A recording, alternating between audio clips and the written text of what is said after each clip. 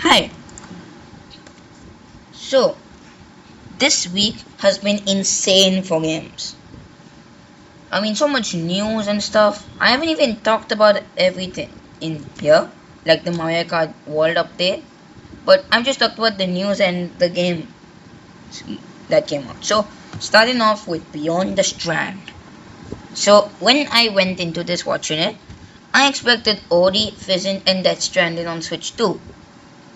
What I got was a trailer for OD that looks fake, a trailer for Fizzin, actually not trailer, concept art, and the trending movies along with stuff that I don't see the point of, like credit cards and sake, and discussing with filmmakers.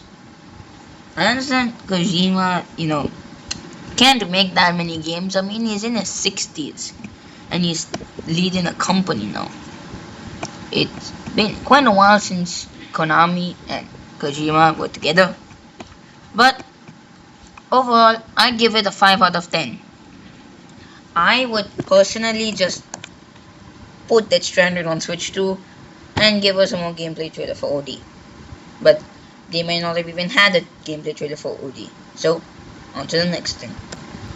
Tokyo Game Show started. So, I wasn't at Tokyo Game Show, so I'm going to be talking about the broadcast. Or at least the broadcast, the main one. It's like the company one. It's not like the Sense of Wonder or the gameplay stuff. So first up was Capcom, which didn't need to happen. There was like updates on Monster Hunter Wilds when I just wanted to see that on Switch 2. Like they talked about how they thought the Switch 2 would sell worse than it did. So they needed to talk more about selling more Monster Hunter Wilds units. So I thought that would happen. Street Fighter 6 is getting more DLC updates and it's on sale. Okay, cool. Pragmata, the idea is cool, but I'm not sure if I'm gonna play it. Mega Man Star Force Legacy Collection. I just put Mega Man Star Force logo here. But this is for Mega Man. Like they had the Mega Man DLC in Sonic Racing Crossworlds, which I'll get to. But really? Not Mega Man 12 or Mega Man Reboot or anything. And Monster Hunter Stories 3 Twisted Reflection got some more information. Like they announced it in July and we've gotten like so much, like the release date, story, so everything. It's just been coming. I'm like, this is releasing in March, right? Anyways, Capcom overall 4 out of 10. Did not need it. All of these games we had only heard about and they needed like a new game. Oh yeah, before I forget again, there was a Grace Attorney update. Wow, so useful. Now Annapurna Interactive. They're an indie game publisher who've published games like Stray and Outer Worlds. So they talked about Detopia, People of Note, and Demi and the Fractured Dream. I'm only interested in Demi, and it does look kind of Zelda-like. They did have a gameplay for Detopia which I watched. But why Detopia, I don't know. Anyways, this was an indie studio, and then after this they had a sizzle for a lot of games releasing soon. So overall, 6 out of 10. Since they are Annapurna Interactive. Next up was the State of Play. So, they talked a lot. For the first party, we had Saros, Neo 3, Gran Turismo 3 updates, the God of War Limited Effort Edition controller, the speakers, and the big thing was Wolverine getting a release window and an actual trailer. We also had third party stuff like Last Epoch, Deus Ex, and Sonic Racing Crossworlds showed up just to confirm Mega Man. And yeah, that was most of it. So anyways, on to the next one. Actually no, I just remembered. I'll give this a 7. They could have showed off more stuff like Marathon, which was delayed from, this week to TBA, I think 2026 maybe. And Marvel Token also we could have seen. But overall this was a good state of play. And compared to the Nintendo Direct, there were a lot less expectations. A, this is Sony. B, this was only 40 minutes. Anyways, on to the next one. Xbox. So this was the main one. We talked about stuff like Gungrave, Go Blood Heat, Project Evil Blaine, Mistfall Hunter, Anemo, and from Xbox, they had Microsoft Flight Simulator 2024. They got a free update for that. Ninja Gaiden 4 showed difficulty. Call of Duty Black Ops 7 had Japanese maps. They talked about the update early release to Fallout 76. But the big one was Forza Horizon 6, releasing next year, set in Japan, and can be wishlisted. Okay. My question is, that's all they got? Really? I mean, this was like rumored for a while back. I remember rumors of Japan. But honestly, I feel like they should have talked about more. Especially since 40 seconds out of the 1 minute trailer showed absolutely nothing that actually mattered.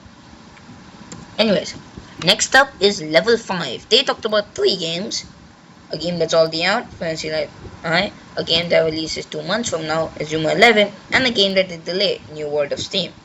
Now, they showed gameplay for all of them, although I wasn't really paying much attention. I just mainly watched a bit of New World of Steam, in which, yeah, I expected it to get delayed, but why didn't they give a release window, like early 2026, or spring, or anything, just 2026, still could be delayed.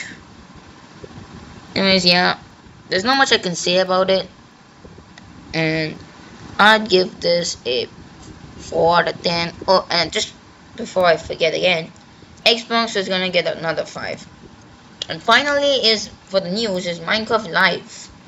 Now, they talked about the Copper Age and the Mounts of Mayhem. So Mounts of Mayhem is added spears, which are heavier than like trillions of gold blocks. The zombie houses in survival, Nautilus shells, actually not shells, animals. And that's basically it. It's also coming this year. And Copper Age, they said it's coming at the end of this month, so like next week. And they just talked about it some more. And in between, they talked about the Happy Gas song. Not sung it. Well, I don't know. I'm gonna give this a 5. So these are the games that released this week, like the big games. And Hades 2 is the best game of the year. Like the only games better are the Zelda games. So yeah, Silent Hill F and Sonic Racing are both in the 80s. Racing Crossworlds was at 83 but fell to Racing Transformed. EFC is at 80 and Pac-Man World Repack 2 is at 74, so it's mixed. I honestly feel like for Metacritic, why is 7124, mixed? I feel like 70 should be positive, not 75, but whatever. Anyways, I'm pretty sure people were just saying it's generic, I didn't actually read the stuff. And that was it. Now, honestly, I do feel like we are going from the age of new shows, like with E3, back when that was a thing, to now just people talking about their own stuff, like with the State of Plays, Nintendo Directs, and Beyond the Strand, all happening outside of Tokyo Game Show. So the few broadcasts of Tokyo Game Show were really boring, like the 2K Game Showcase was nowhere to be found in broadcasts, although that is most likely on the floor. So overall, this week was crazy, but I mean, dissecting it, this is the only thing that looks jam-packed. I mean, 5 games were released the first 2 days. None of them below 7 out of 10. So anyways, that's it.